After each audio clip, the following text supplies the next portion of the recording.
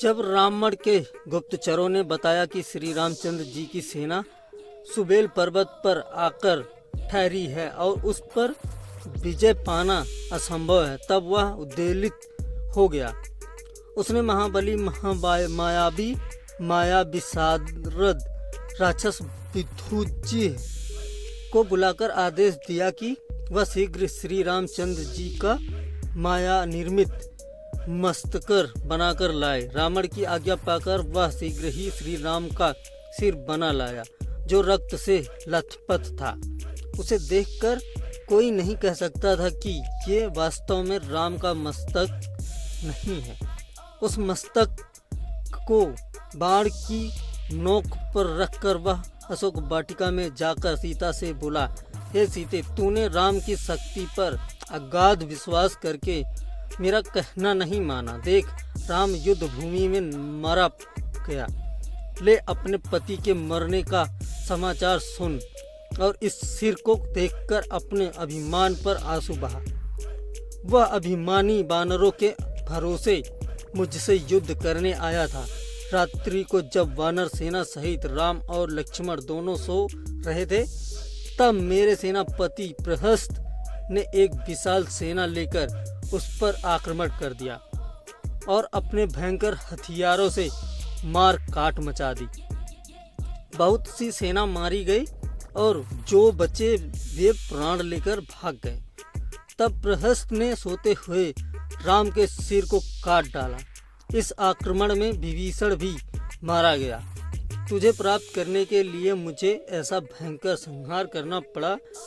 अब तेरा कोई आश्रय नहीं रह गया है, इसलिए अब तुझे चाहिए कि तू मुझे पति रूप में स्वीकार कर ले।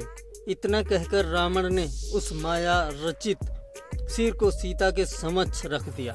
जब सीता ने उन दोनों मस्तकों को देखा, जो सब प्रकार से आकृति, मुद्रा आदि में राम से मिलता था, तो वह बिलख बिलख कर रो पड़ी और नाना प्रकार से विलाप करती हुई कैकेयी को कोसने लगी। हाँ, आज कैकेयी की मनोकामना पूरी हो गई।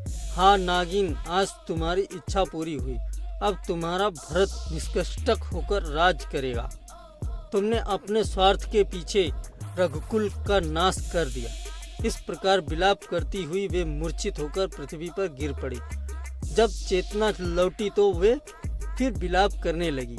हाँ नाथ, यह सब क्या हो गया? आज मैं विधवा हो गई। आप मुझे यहाँ किसके भरोसे पर छोड़ गए? मुझसे ऐसा क्या अपराध हो गया है कि मैं रो रो कर मर रही हूँ और आप चुपचाप देख रहे हैं। मुझसे सांत्वना का एक शब्द भी नहीं कह रहे हैं। ऐसे निर्मोही तो आप कभी नहीं थे।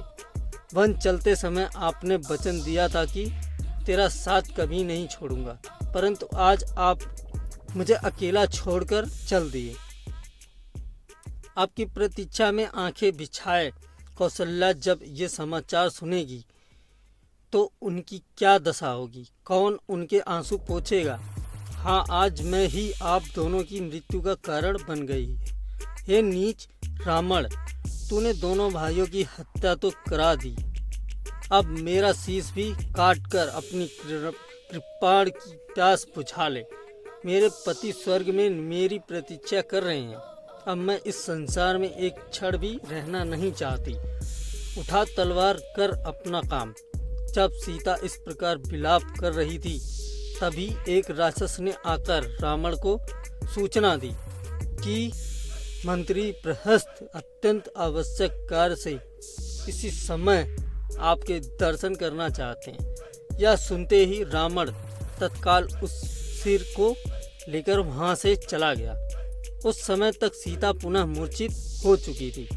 विभीषण की स्त्री इस घटना की सूचना पाकर अशोक वाटिका में आई।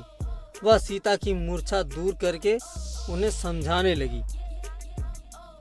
रावण ने तुमसे जो कुछ कहा है वह झूठ है। राम ना तो मारे गए हैं और ना ये दुष्ट उन्हें मार ही सकते हैं। ये सिर माया से बनाया गया है। तुम इसके छल में पड़कर यह भी भूल गई कि लक्ष्मण दिन रात राघव की सेवा में रहते हैं और वे रात को कभी नहीं सोते। फिर सोते में उनके सिर कैसे काटे जा सकते हैं। तनिक कान लगाकर सुनो, रण की तैयारी करती हुई राक्षस सेना की गर्जना की ध्वनि स्पष्ट सुनाई दे रही है। यदि राम लक्ष्मण वानरों सहित मारे जाते तो फिर यह तैयारी किस लिए होती। ये तर्क युक्त वचन सुनकर सीता इस बात पर विचार करने लगी।